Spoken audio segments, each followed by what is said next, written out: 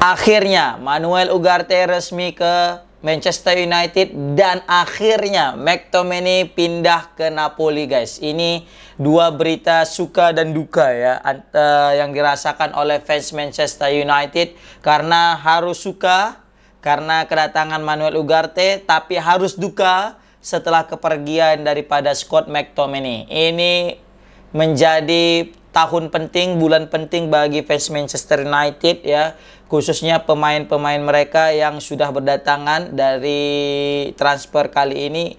Jujur, MU tahun ini di dalam bursa transfer sangat mengejutkan. Ini bukanlah seperti Manchester United yang pernah kita kenal, membeli pemain dengan harga yang tidak cukup mahal, membeli pemain tanpa banyak drama. Dan satu yang mesti kita garis bawahi adalah Manchester United membeli pemain tidak lagi secara apa kita bilang ya, paksaan, tapi artian pemain yang sudah memang menginginkan daripada membela Manchester United.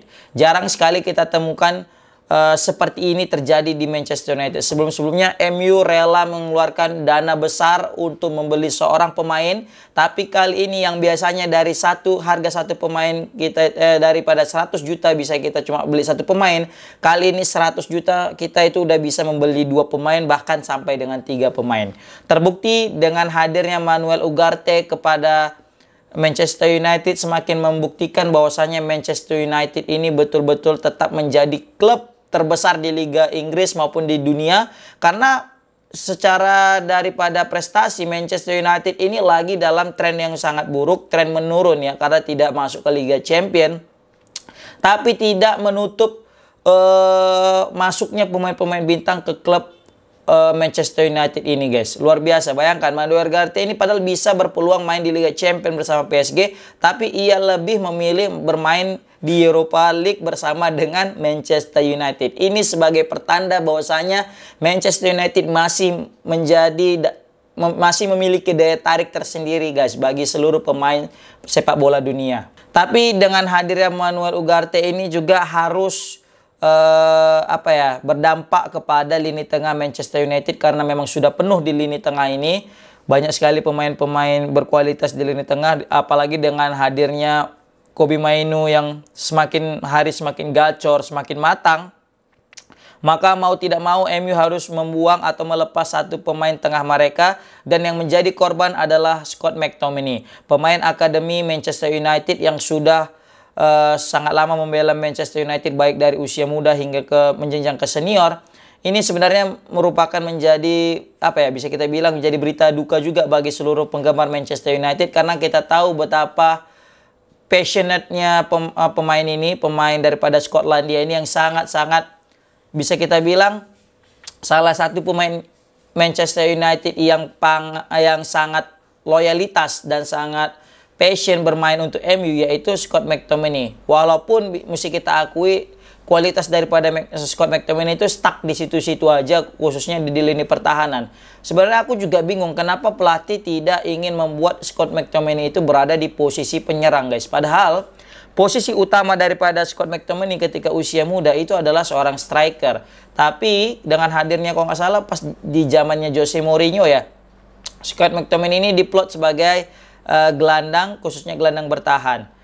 Memang kalau diletak di gelandang, Scott McTominay ini kurang kreativitas, guys. Memang ia sanggup untuk box to box, untuk maksudnya bersaing di lini tengah ya, dan membantu lini pertahanan juga. Tapi untuk menyerang, Scott McTominay ini sangat kurang karena memang tidak memiliki visi bermain yang bagus, guys. Tapi kalau untuk akurasi atau naluri untuk mencetak gol, jujur kuakui Scott McTominay ini jauh di atas rata-rata seorang center midfielder, guys. Bayangkan dia itu pernah masuk melawan Brentford, saat itu ketinggalan MU saat itu ketinggalan, dan dia masuk sebagai super sub dan langsung mencetak 2 gol dan membawa MU meraih kemenangan, bahkan langsung comeback, guys. Memang Scott McTominay ini aku rasa layaknya itu sebagai seorang striker, bukan seorang gelandang bertahan atau gelandang tengah. Coba kalian komen di kolom komentar, setuju nggak kalian dengan aku? Menurut kalian itu Scott McTominay itu lebih cocok jadi seorang striker? Pasti betul, kan? Daripada kita letak Bruno atau Sancho yang diplot menjadi striker, bagusan Scott McTominay yang dijadikan striker.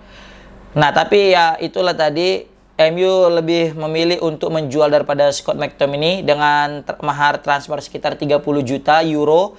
Kalau misalnya kita konversi menjadi rupiah itu sekitar 500-an miliar ya, 515 miliar guys. Ini merupakan juga harga yang cukup ya cukup menolong MU lah ya, dalam artian ini tidak murah-murah amat untuk pemain berumur 27 tahun ini juga.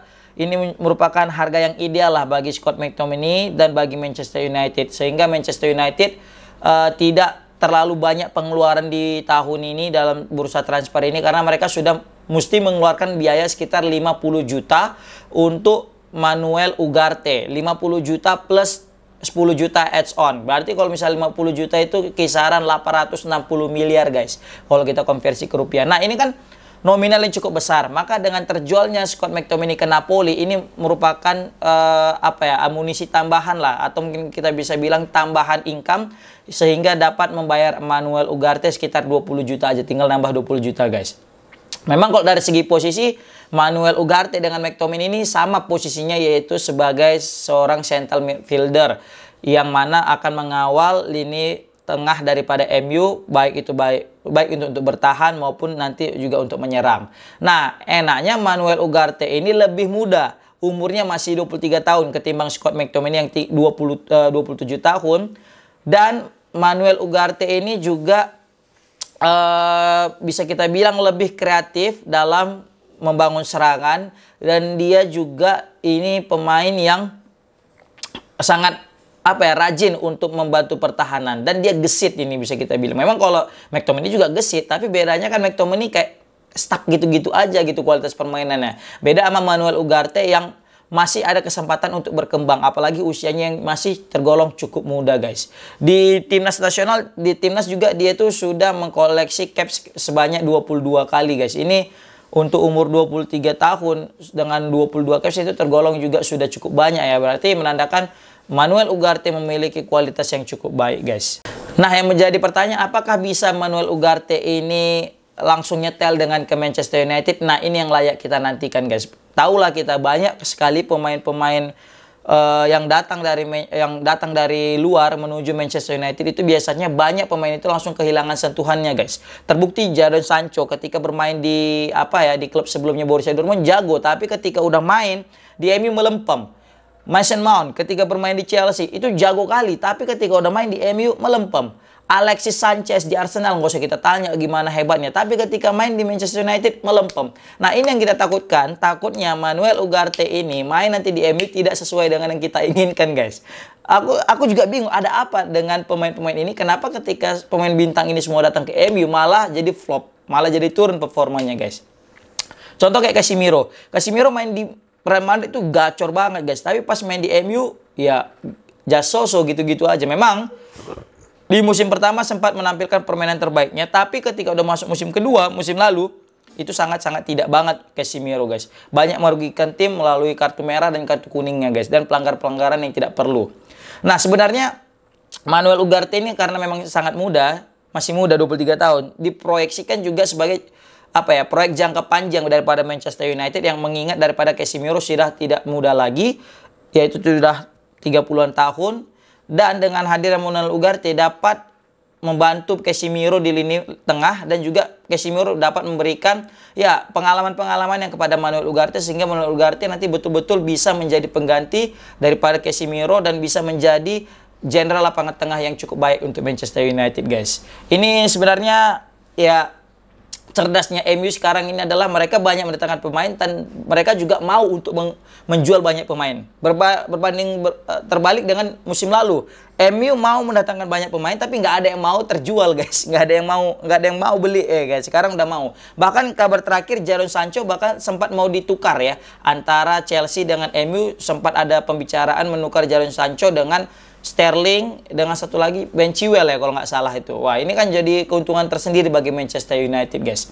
Menarik untuk melihat perkembangan daripada transfer Manchester United dengan bisa kita bilang ya, dengan PSG dan Napoli. Ini 3 lingkaran yang saling bertukar pemain gitu ya guys.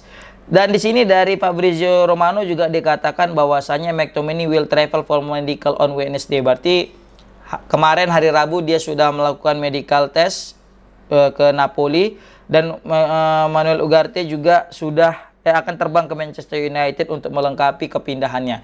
Menarik untuk kita lihat performa daripada si Manuel Ugarte nanti di musim ini, dan menarik juga bagaimana Scott McTominay di Liga Italia. Biasanya pemain Liga Inggris kalau udah main di Liga Italia itu pasti gacor-gacor. Kayak mana striker Chelsea itu siapa namanya yang tinggi, Tommy Abraham, baru juga Lukaku ya. Ya kita lihat aja lah McTominay ini gimana nanti ya kan. Oke. Thank you so much yang udah nonton. Semoga nontonnya sehat selalu, murah rezeki dan permudahan Allah SWT dalam segala urusannya. Amin amin ya rabbal alamin. Nah tatimil hamdalah alhamdulillah alamin. Mana aja pimirikum. Amin. Assalamualaikum warahmatullahi wabarakatuh. Komen di kolom komentar gimana guys menurut kalian tentang transfer Manchester United kali ini.